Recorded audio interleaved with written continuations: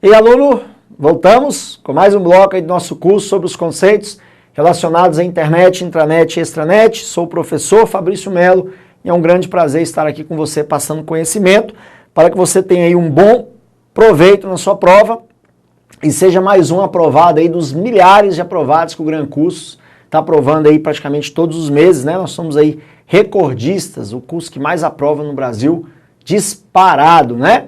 Então vamos lá, no bloco passado nós fechamos com a nuvem computacional, antes falávamos sobre Google, né?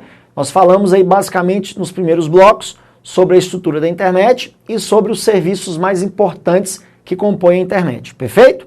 O nosso objetivo agora é falarmos sobre como a internet funciona por dentro, como que é possível você ter milhões de equipamentos espalhados pelo mundo inteiro, de marcas diferentes, sistemas diferentes, conectados e falando a mesma língua.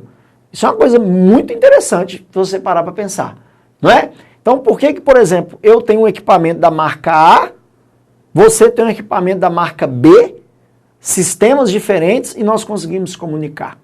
Interessante, né? Muito simples, porque antigamente as redes de computadores realmente elas eram heterogêneas. Você tinha rede Novell, você tinha rede Apple, rede Microsoft, rede IBM. Então essas redes elas não se comunicavam realmente entre si. Não tinha como eu fazer um equipamento A e falar com o equipamento C. Não batia. Qual foi a ideia? Acabar com isso. Criar um padrão. Criar regras que têm que ser obedecidas pelos fabricantes para que todos consigam falar a mesma língua. Senão, não conversa. Então, se eu criar um aparelho hoje e não seguir esse conjunto de regras, meu aparelho não conecta à internet, eu estou fora do mercado. Quem que vai comprar meu aparelho? Você compraria um celular que não conecta à internet? Você compraria um notebook que não tem acesso à internet? Não vai vender nada, vai ser um fracasso de vendas, não é? Então, é o que a gente vai estudar agora. O que foi possível para fazer com que todo mundo falasse a mesma língua na rede? Joga lá. É isso aí, ó. Nós vamos estudar os protocolos da internet, aluno. Sem eles, nada feito. Então, olha lá. É um conjunto de regras e convenções padronizadas que devem ser obedecidas a fim de permitir o quê?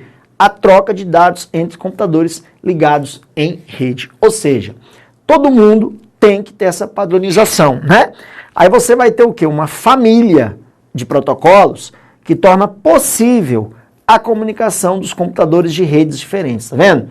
Sistemas heterogêneos se transformando em sistemas homogêneos. Essa que é a ideia. Aí como é que a gente vai entender como funcionam esses protocolos? Olha esse desenho aí, que desenho interessante. Primeiramente, vamos raciocinar o seguinte, aluno. Existem duas organizações que estudam esses protocolos, tá? Uma é chamada TCP/IP e uma outra é chamada de OSI, tá? Essas organizações têm a função de apenas regulamentar o estudo da rede. Então, toda a rede, você vai fazer uma faculdade, vai fazer um curso técnico, a rede vai ser estudada por meio de partes, que eles chamam de camadas, onde o OSI regulamentou em 7 camadas e o TCP/IP regulamentou em 4. Aí eu quero chamar a atenção aqui de você. Existe uma realidade em concurso público hoje, é o seguinte, você não pode negar. Os concursos realmente vêm ficando cada vez mais competitivos e cada vez mais difícil a prova, porque é muita gente fazendo. Tem concurso aí que dá 100 mil pessoas por uma vaga. Então quem se destaca é aquele cara que teve um estudo mais afinco, é o cara que foi mais persistente, que estudou mais detalhes. E as bancas, pegando essa ideia desse profissionalismo, muito profissional fazendo concurso, estão realmente cada dia mais aprofundando um pouco. E uma coisa que está sendo cobrada nos concursos de hoje são essas camadas aí, do modelo OSI e do modelo TCP/IP. Se fosse um curso meu aqui há um ano atrás, eu não ia nem falar para você estudar isso. Não ia, porque realmente não caía, era mais para a área de TI, as matérias específicas. Só que os concursos agora estão começando a pedir mais isso. Então eu vou detalhar com você aí essas camadas, né? que o OSI atenta e o que o TCP/IP estuda, e eu quero que você preste atenção, pegue isso, tá, como uma matéria que realmente pode estar caindo aí na sua prova. Tudo bem? Então, vamos lá. Olha só, o OSI começa a implementar pela camada 1, que é a camada física. Essa camada aqui, aluno estuda, por exemplo, cabeamento, né, estuda a placa de rede, é a parte menos abstrata da rede, parte física da rede. Depois, você sobe para a camada 2 de enlace, que é a camada responsável pelos erros. A identificação dos erros da camada 1 refletem na camada 2, na camada de enlace. Então, ela identifica os erros da camada 1. Essas duas camadas, ó, equivalem só à camada 1 do modelo TCP/IP, que é a camada de rede. Então, o TCP/IP opera apenas com essa camada aí que equivale às duas de lá. Perfeito? Aí depois, nós temos a camada 3, que é a camada de rede.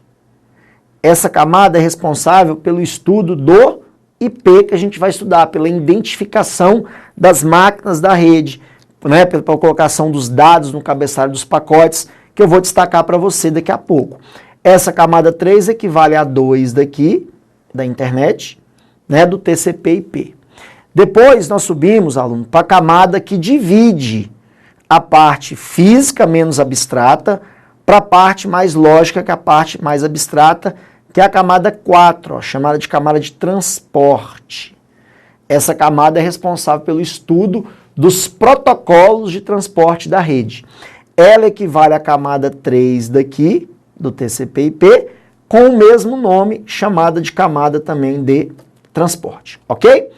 Depois vem a camada 5, que é a camada de sessão, que é a camada que estuda o estabelecimento da conexão das nossas máquinas com o servidor, para fazer o handshake, né, o pedido, e estabelecer a conexão. Depois vem a camada 6, que é a camada que traduz, tá? O que está sendo transmitido na rede tem que ser traduzido, ok? E por último, vem a camada mais abstrata de todas, a camada mais lógica de todas, que é a camada mais perto do usuário, que é a camada de aplicação. É onde estuda os programas, navegador, né, os programas de e-mail, né? Essas três camadas equivalem à última aqui do TCP/IP, numa paulada só, que também chama-se aplicação. Essas que eu destaquei de azul são as camadas que eles cobram, são as camadas da internet. Porque as outras são camadas mais para a parte da rede em geral. A parte de internet ela é mais focada nessas três camadas, que é onde entram os protocolos, que você vai observar pela minha explicação, que é que você vai precisar aprender. Perfeito? Então, pegando um pouco dessas camadas, vamos à explicação. Olha só, como é que vai funcionar o paradigma da internet? A internet, aluno, trabalha com esse paradigma aqui, ó. Você tem um computador chamado cliente, que é o nosso computador, que vai fazer um pedido da informação para um ISP, que é um servidor, Internet Service Provider, ou seja, o computador que está provendo a informação. E o servidor retorna o que você pediu. Então a comunicação da internet ela é baseada nisso, cliente, servidor, servidor, cliente. Posso dizer que 100% dos casos são assim? Não. É praxe, é a maioria. A internet trabalha com esse paradigma, cliente-servidor. Mas existem serviços na internet que não trabalham necessariamente como cliente-servidor. Temos o exemplo, por exemplo, do Bitcoin, né, daquela famosa moeda digital que está aí no mercado há algum tempo. O Bitcoin não opera com cliente-servidor. O Bitcoin não tem um banco central. O Bitcoin não tem uma empresa que centraliza num servidor o serviço de compra de Bitcoin. Não. O Bitcoin é uma rede onde os clientes têm suas carteiras digitais fazendo transação com outros clientes. Né? A gente chama de P2P. Então eu tenho a minha carteira de Bitcoin, vou fazer uma transação com você, onde eu vou comprar algo de você. Então vai ser debitado da minha carteira e creditado na sua. Então a gente faz uma comunicação direta pela rede Bitcoin, né? Utilizando o sistema de mineração, né? O Bitcoin ele é lançado num livro chamado Blockchain, que é uma espécie de livro razão, que recebe a transação, né? Esse arquivo ele é criptografado e ele vai ter que ser minerado aí pelos mineradores de Bitcoin. Quando o minerador consegue minerar, ele nada mais faz do que quebrar a criptografia daquela transação. Aí é lançado em blockchain, gerando o débito na minha carteira e gerando o crédito à sua carteira. Então a gente trabalhou com um sistema chamado P2P, sem ser um servidor. É o contrário do cartão de crédito, que já tem um servidor. Quando você passa o cartão na maquininha, a maquininha comunica com o servidor do banco e fala assim, ó, o cara quer gastar R$1.000, tem R$1.000 aí? A maquininha, o servidor tem, ele tem crédito de R$1.000, pode liberar aí o pagamento. A maquininha libera, tá tudo certo. O Bitcoin não é assim, perfeito? Então é praxe, mas não é 100% a internet conexão cliente-servidor, perfeito? Então voltando lá, temos aí o cliente-servidor, o que vai acontecer? Vai entrar em cena o primeiro protocolo agora, que é um protocolo chamado DHCP. Ó. Esse protocolo chama-se Dynamic Host Configuration Protocol. Ele é um protocolo responsável em gerar para o equipamento cliente um número de identificação. Esse número é um número chamado IP, que pode observar que é um número ó, dividido em 4 partes, tá? 4 octetos, que a gente vai detalhar depois, que é responsável pela identificação dessa máquina na rede. Então esse protocolo DHCP que vai gerar para minha máquina uma identificação. Lembrando que esse número nunca pode passar de 255, tá? O IPv4, ele varia de 0 a 255. Esse IP também é conhecido como IP quente. Então o DHCP ele gera para a gente o IP quente. Quem é o IP quente? É o IP que vai para a internet. Esse número eu consigo, tá, conectar a internet através dele. E quem gerou para mim foi o DHCP. Sabe como é que você mata o DHCP, aluno? É só lembrar do celular. Quando você bota o seu celular no modo avião, você perdeu todas as conexões com a sua rede, perfeito? Seu telefone está isolado da rede. Quando você sai do modo avião, você estabelece a conexão com a operadora do seu celular e a operadora do seu celular, através de um protocolo chamado DHCP, gera um número para o seu telefone, tá? Chamado IP. Esse número é o que faz você ser identificado na rede. Perfeito? Então volta lá. Esse número IP, ó, ele é estudado aí, ó. Tá vendo que tem uma setinha? Então essa camada 2, internet, e a camada 3 de rede, ó, são as responsáveis pelo estudo do IP, que é o número de identificação. Perfeito? Então gerou o número, estou conectado à internet. O que eu vou fazer? Vou pedir uma informação para o servidor. Quando eu pedir a informação para o servidor, olha só que interessante. Dependendo do tamanho da informação, aluno, o servidor vai quebrar ela em pedacinhos. Tá vendo aí, ó? Onde eu estou marcando um xizinho? Isso são pedaços de uma mesma informação. É como se eu fosse comprar uma carne no açougue, um pedaço de carne, e eu pedisse para o açougueiro cortar a carne em cubos. Esses cubinhos seriam chamados na rede de pacotes ou datagramas. Então as informações elas são quebradas em pedaços, exatamente para não gerar o quê? Não gerar congestionamento na rede. Porque se eu mandar uma informação completa, a rede pode virar caos e pode parar. Então o ideal é dividir em pedaços, né, para que a rede não pare. Aí sabe qual que é o mais interessante disso? Saber que pacotes referentes a uma mesma informação podem viajar por caminhos diferentes, sabia disso? E chegar até o seu computador? E sabia que você tem um aparelho responsável em escolher o melhor caminho desses pacotes? Qual é o nome desse aparelho que você tem na sua casa? Olha ele aí, ó. É o roteador. O roteador que é o responsável em escolher a melhor rota para esses pacotezinhos aí. Perfeito? Escolheu, roteou os pacotes? Sim. Identificou os pacotes? Ó, porque os pacotes são identificados, tá? Por isso que eles chegam. Tá vendo que eu botei o IPzinho em cima? Ó? Cada pacotezinho recebe o número da sua máquina, é como se fosse uma carta. É identificação. Então, identificou, vamos mandar os pacotes embora. Aí vai chegar um momento que quem que vai carregar esses pacotes? Aí a gente chega numa outra fase aqui, ó. Esses pacotes têm que ser transportados. Então, vamos imaginá-lo no seguinte, ó. Que eu vou ter uma frota de caminhões que vão transportar esses pacotes para mim. Esses caminhões são dois, ó. Um é chamado TCP e o outro é chamado UDP, que são protocolos estudados aí, ó, na camada de transporte. Muito cuidado, viu? Essa camada que estuda o TCP e o UDP. Qual a diferença dos dois protocolos? Vem aqui comigo. TCP é um protocolo confiável, tá? A gente chama de protocolo roteável, tá? O TCP, ele faz o ordenamento dos pacotes e ele vai te dar a garantia da entrega desses pacotes.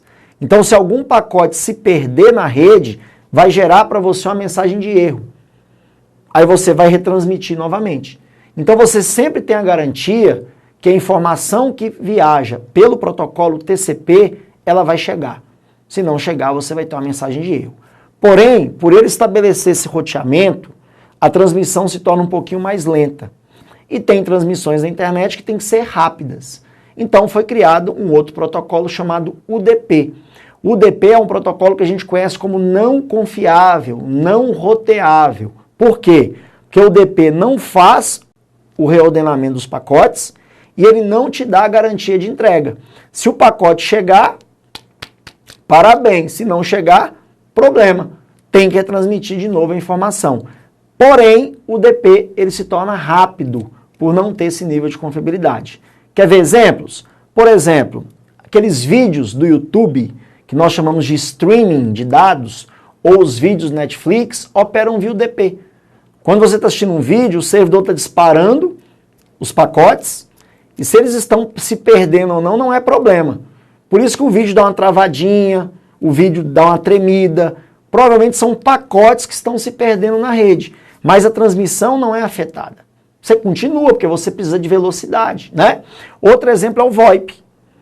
Pode ver quando você fala assim, e aí, cara, beleza? Aí outra pessoa recebe, e aí? Não é assim? Por quê? Porque a hora que você falou a frase, ela foi convertida em pacotes. E esses pacotes se perderam na rede. E a hora que chegou na pessoa, ele reconverte pacote para voz. Se foi perdido o pacote, a voz não vai chegar toda. Isso trabalha com UDP, ok? Agora pega um exemplo de um e-mail. Você já recebeu um e-mail faltando os pedaços? Eu aposto que não. Os e-mails sempre chegam íntegros, completos na nossa caixa de entrada, porque o e-mail trabalha com transmissão via TCP, é o protocolo de transporte do e-mail, né? Sites. Pode ver, quando você acessa uma página e a página não é toda carregada na sua tela, aparece lá, a página contém erros. A página não foi carregada por completo. Sistema TCP. Aí você aperta o F5, ele vai atualizar a página e vai recarregar de novo. Entendeu a ideia? Então TCP e UDP são protocolos de transporte, TCP confiável, UDP não confiável, porém rápido. Ok? Joga lá. Então depois de escolhido aí o protocolo de transporte, qual é a próxima fase? É a tradução. É você entender o seguinte, ó, o que tem dentro desses pacotes? Você concorda que esses pacotes podem estar transportando um site? Sim? Né? Esses pacotes podem estar transportando um e-mail? Sim? Esses pacotes podem estar transportando um arquivo? Sim? Então vai chegar um momento que esses pacotes vão ter que ser traduzidos, que é a camada 6 lá do OSI que faz. Aí quando eles são traduzidos, a camada 6 manda o pepino para a camada 7 de aplicação, que vai ser a camada responsável em designar quais os protocolos de aplicação que vão lidar com o serviço. Por exemplo, ó, se for um site, você vai usar o protocolo HTTP ou HTTPS. Aí depende se a página é segura ou não. Se for um e-mail, você vai usar o protocolo SMTP ou protocolo POP, que a gente vai ver ainda, onde SMTP envia, o POP recebe. Se for arquivo, vai ser designado um protocolo chamado FTP. Então pode observar, aluno, que para cada serviço que nós utilizamos na internet, você vai ter protocolos responsáveis por esse serviço. Esses protocolos estão na camada de aplicação. Aí o que vai acontecer? Todas essas siglas que você está vendo na sua tela formam uma família. Família unida, feliz, não faz greve, trabalha 24 horas, sempre ao nosso dispor. Você vai chamar essa família desse nome aqui, aluno, ó. É a família de protocolos chamada TCP/IP. Então caiu na sua prova. Qual a família de protocolos que torna possível a comunicação de computadores de redes diferentes? TCP/IP. Qual é o principal conjunto de protocolos da internet ou da rede? TCP/IP. Então, resumindo, se o pessoal do TCP/IP não tivesse nascido, não teríamos a internet. A internet só funciona por causa dessa sigla aí. Bacana? Pegou essa ideia inicial dos protocolos? Então, vamos trabalhar. Vamos fazer questões. Olha essa questão aí, questãozinha maravilhosa. Achei muito top essa questão. Ele deu uma página, não precisamos nos preocupar com a página, e ele vai dar uma história, e essa história é muito perfeita. Olha lá. Sabendo que ao se preencher os campos de informação indicados na página mostrada e clicar o botão consultar, então ele digitou alguma coisa aí e clicou em consultar, ok? Uma aplicação cliente-servidor será iniciada entre o servidor do sítio do STJ e o computador do usuário. Para aqui. É assim que funciona, aluno? Existe uma aplicação cliente-servidor, nesse caso aqui? Sim. Então aqui nós temos o primeiro ponto da questão. Ó. É assim que funciona. Aí continua. É correto concluir que, com base nos conceitos e modos de funcionamento da internet atuais, um conjunto de protocolos de comunicação denominado TCP/IP será utilizado para possibilitar troca de informações entre o servidor e o cliente. Para aqui. E aí, o segundo ponto da questão. TCP/IP é o conjunto de protocolos utilizado para tornar possível essa comunicação? Perfeito, é isso mesmo. Segue o jogo. Com o uso desses protocolos, as informações são enviadas na forma de pacotes. Aqui nós temos terceira informação. Procede, aluno. As informações são transportadas por meio de pacotes? Procede. Que contém cada um, além da informação a ser enviada e a de outros dados, o número IP do computador de destino. E aí, o pacote contém o número IP do computador de destino ou não contém? Contém. Tá a quarta informação que ele me deu no item. Nessa comunicação, é possível que pacotes referentes a uma mesma informação trafeguem pela rede por caminhos diferentes entre a origem e o destino. E aí, os pacotes podem viajar por caminhos diferentes ou não? Essa é a quinta informação. Podem. Então, olha que questão interessante. O aluno ele cobrou 5 conceitos em um mesmo item. Se você destrinchar essa questão, você destrincha ela em 5. Muito bem cobrada. Parabéns, examinador. Questão correta. É essa historinha que eu acabei de contar, traduzida numa questão de concurso para você matar. Belezinha? Segue o jogo, vamos para 18. Olha lá. O TCP/IP, pilha de protocolos na qual a internet funciona, é dividido em camadas específicas. Está vendo as camadas? 4 TCP/IP e 7 do modelo OSI, né? Cada uma com características próprias. Sim, cada camada características próprias, né? Por meio do TCP/IP, é possível, em conjunto com as aplicações, navegar na internet e enviar correio eletrônico. E aí, o que você acha? Sim, né? Através do TCP/IP eu consigo fazer toda a internet funcionar. Então, navegar e enviar correio eletrônico é feito por meio dos protocolos da família TCP/IP. Item correto. Agora, olha para você ver como é que as coisas evoluem na informática. Por isso que eu falei. Antigamente, eles cobravam o máximo isso aqui, ó. Eles falavam dessas camadas, mas não pedia nada além do que é isso. Agora, com a dificuldade que estão as provas, dá uma olhada nessa questão 19. Essa é uma questão que já é mais nova, é uma questão mais apertada. Olha lá. O modelo de referência de rede TCP/IP, se comparado ao modelo OSI, não contempla a implementação das camadas física, sessão e apresentação. Olha aí, tem que saber as camadas. Então vem cá, Vamos lembrar aqui, ó, o TCP/IP. Vamos tentar fazer na mão para eu não colar lá no slide. E aqui tem o modelo OSI, sim? Nós vimos que o OSI tem a camada 1, física, né? Tem a 2,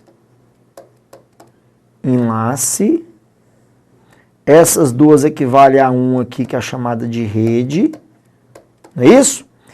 Depois ele tem a 3 aqui, que é a camada de rede, que equivale a 2 aqui, que é a camada de internet. Depois tem a 4 aqui. Deixa eu consertar aqui a 4, chamada de transporte, que equivale a 3 daqui com o mesmo nome, chamada de transporte, perfeito? Depois temos a 5, que é a camada de seção, né? Depois temos a 6, que é a camada de apresentação. E depois temos a 7, que é a camada de aplicação.